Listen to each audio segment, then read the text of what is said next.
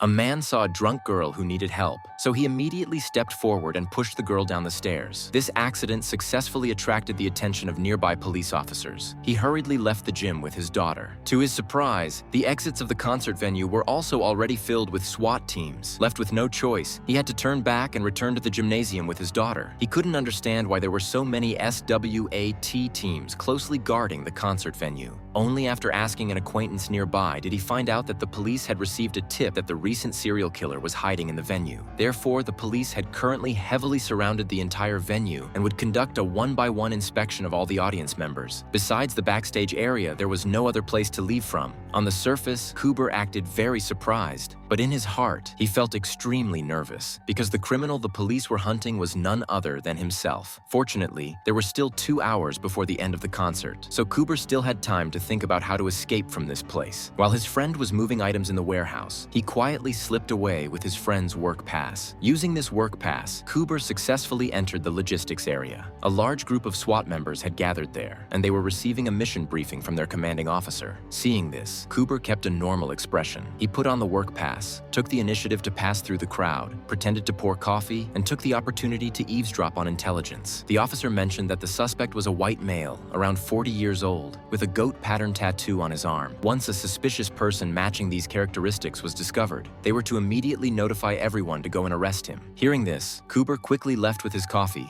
and while leaving, he conveniently took a walkie-talkie from the police. After returning to his daughter's side, he used a support wristband to cover up the tattoo on his arm and put on headphones to monitor the movements of the police at any time. After carefully examining the venue map, he finally found a fire alarm located in a surveillance blind spot. He decided to use the alarm to create chaos and create an opportunity for himself to escape. But before the plan could be put into action, the commander's voice suddenly came from the walkie-talkie. The police seemed to have already anticipated that he would use the commotion to escape, and this escape plan was declared a failure. Left with no choice, Cooper came to the hall and looked around for other opportunities to break through. He noticed that the French fry servers were so busy that they couldn't spare a hand, and the fryers were often left unattended. Cooper took advantage of the opportunity and quietly turned on the switch. When the server came back to check, he deliberately threw a glass bottle into the scalding oil pot. Before the server could react, the glass bottle instantly shattered under the high temperature, triggering a violent explosion, and the scene instantly fell into chaos.